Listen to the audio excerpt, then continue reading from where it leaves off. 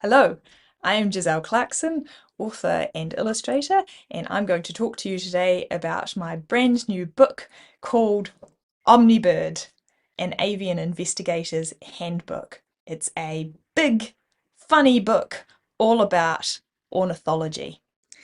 The first half teaches you how to be an omnibirder and all the avian investigation techniques that you will need in order to do that. It also contains information on anatomy, habitat, and behaviour that applies to almost any bird. The second half of the book contains dossiers of information on 18 common birds to get you started on your omnibirding career. So there are around about 10,000 species of bird in the entire world, which is way too many to satisfactorily put into one book. And so I invented the concept of the omnibird, and the method of avian investigation called omnibirding. And the basic idea of it is that you break any bird into its component parts. And even if you don't know what the species is called, if it's the first time you're seeing it, you'll actually have lots of information about it using Holmesian deduction.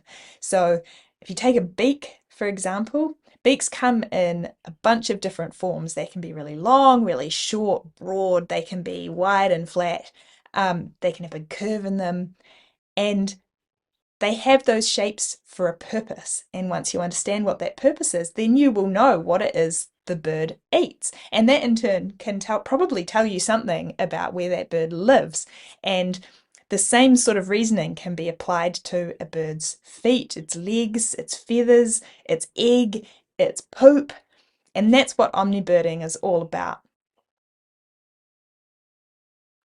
Nah, it's not a sequel, but the Observologist and Omnibird do make a fantastic pair because many of the principles of observology also apply to omnibirding, and everything that readers loved about the Observologist they will also find in Omnibird.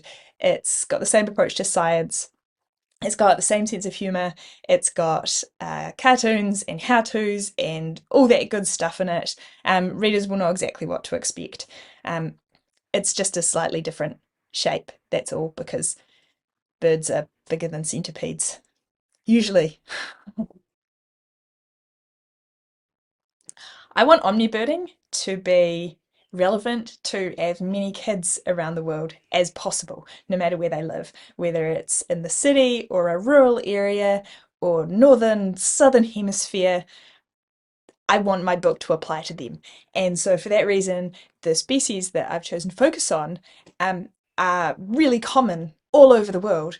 Think chickens, ducks, sparrows, starlings, gulls, feral pigeons, birds that we're really familiar with because they tend to live in our human environments. They thrive there. But we may not have looked at them very closely. And all the skills, all the techniques of omnibirding and avian investigation that can be learnt while observing these common birds can then be applied to any bird, any species, anywhere in the world for the rest of your life. And so the bird out your window is the perfect place to start.